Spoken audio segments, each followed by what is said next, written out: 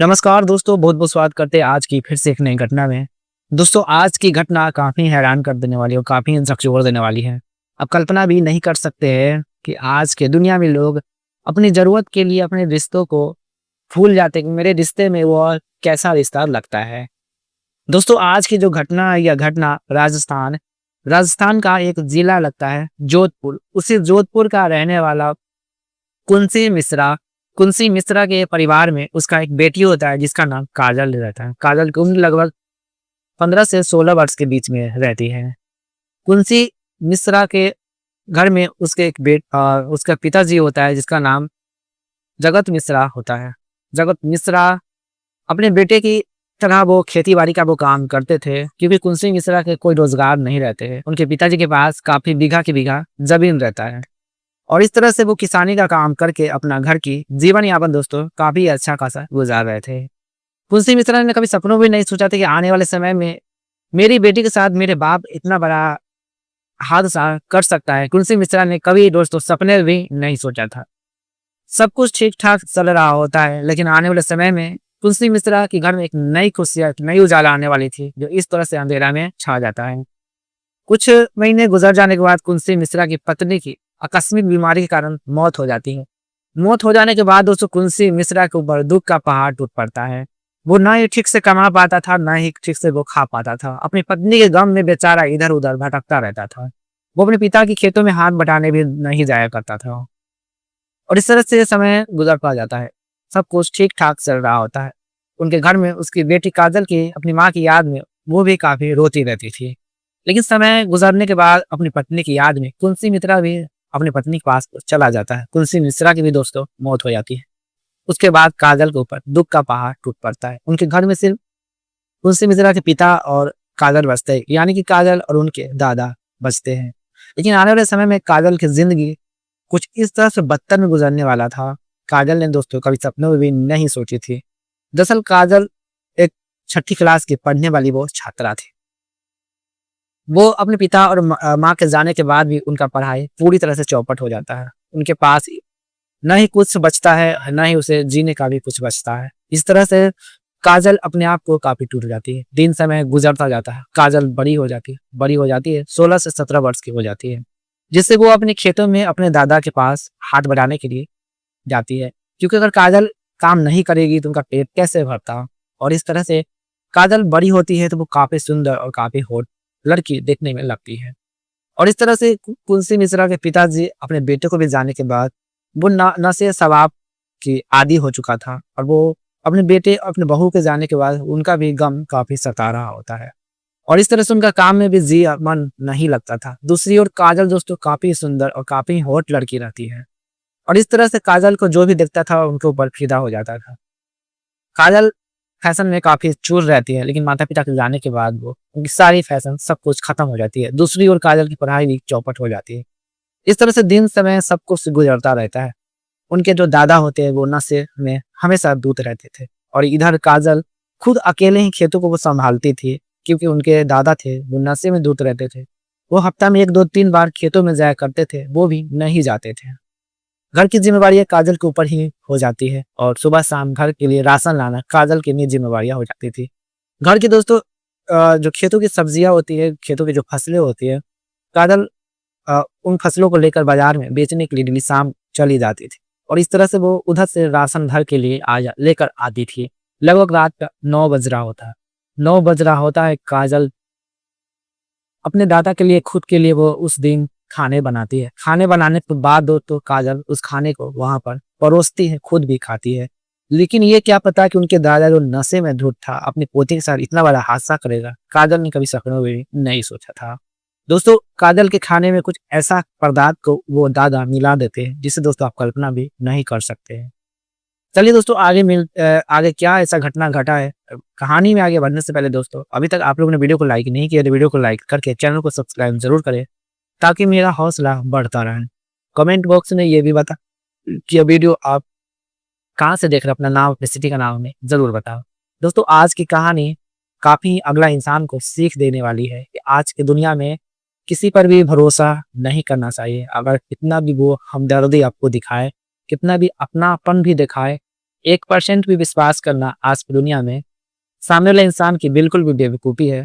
जिस तरह से यहाँ पर काजल अपने दादा पर काफ़ी विश्वास करते थे और वो हमेशा फ्री महसूस अपने आप को सेफ्टी महसूस नहीं करती थी। वो खुलेआम जैसे-तैसे घर में रहती थी, जिससे यहाँ पर दादा की नीयत चाल-चलन दिन पर दिन बिगड़ता रहता था। क्योंकि उनके घर में कोई नहीं रहता है जिससे उसके दादा की पूरी भाव अच्छा खासा मिल जाता था। उस दिन काजल रात को 9 बजे खाना अपने दादा के लिए जैसे ही दोस्तों परोसती है, परोसने के बाद किचन से वो दादा के लिए पानी लाने के लिए चली जाती है। जाने के बाद वो दादा दरिंदा काजल के खाने में ऐसे पदार्थ भी मिला देती है। उसके बाद दोनों लोग चाव से खाना खाते हैं। 10 बज जाते हैं। 10 बज जाने के बाद काजल अपने कमरे में सोने के लिए चली जाती है। दादा भी अपने कमरे में सोने के लिए चला जाता है। इस तरह से काजल एक नींद भी नहीं ली हुई थी, लेकिन उस दिन काजल की ज़िंदगी की वो आखिरी उनकी ज़िंदगी थी। काजल ने सपने में भी नहीं सोचा था कि आने वाले पल मेरी ये आखिरी नींदें होगी। इस तरह से उसे लगभग रात का 11 बज रहा होता है। काजल कमरे में सो रही होती है। वो दादा चुपके से काजल के कमरे की ओर जाते हैं। काजल उस दिन दरवाजे लगाना भूल जाती है। चुटकुले लगाना वो भूल जाती है और वो दादा देखता है काजल की दरवाजे खुला हुआ रहता है। वो अंदर प्रवेश कर जाता है। अंदर प्रवेश कर जाने के बाद काजल की आदत थी वो छोटी वस्त्र में सोने का, उसे बीमारी था, जिससे काजल को यह नज़ारा देखकर उसके दादा के अंदर शैतान जाग जाते हैं और इस तरह से काजल के अंदर नशा चढ़ा हुआ था। लेकिन उसकी किस्मत ऐसा था काजल की कि वो नशा उसके लिए असर नहीं कर पाता है और इस तरह से वो दादा काजल के बेड पर जैसे ही बैठता है तो काजल की आंखें खुल जाती हैं और वो अपने दादा को कहते हैं, दादा जी आप मेरे कमरे में क्या कर रहे हैं? आप बिना बताए मेरे कमरे में बैठकर आप क्या कर रहे हैं? मुझे कुछ समझ में नहीं आ रहा है। आप अभी कभी यहाँ से निकल जाइए। वो दादा कहते हैं कि मैं पानी की तलाश में आया तो तुम्हारे कमरे में चला आया।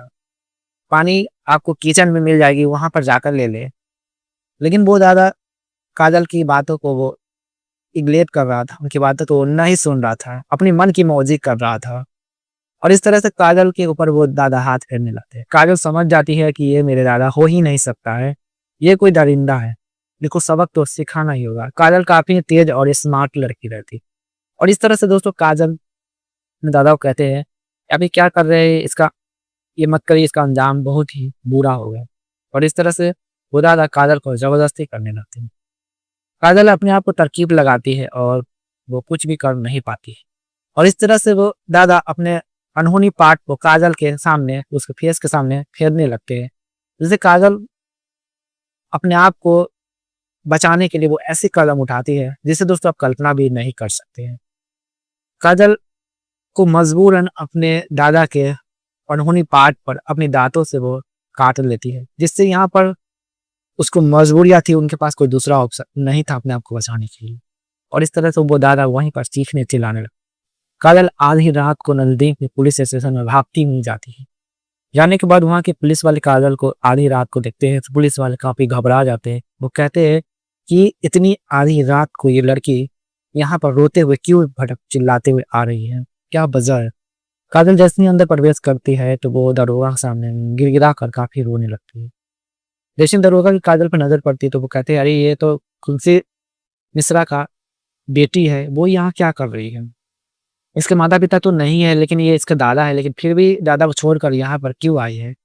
और इस तरह से काजल जैसे ही उस दरोगा के सामने बैठती है और अपनी सारी कहानी इस घटना को बताती है और तुरंत काजल उस पुलिस वालों को अपने घर लेकर जाती है। जाने के बाद वहाँ पर देखती है कि दादा का तब तक के लिए वहाँ पर मौत हो चुकी रहती है और इस तरह से काजल अपनी सारी घटना क्रम को अपने दादा के जो करतूत था वो सारी चीज़ें को बताते हैं।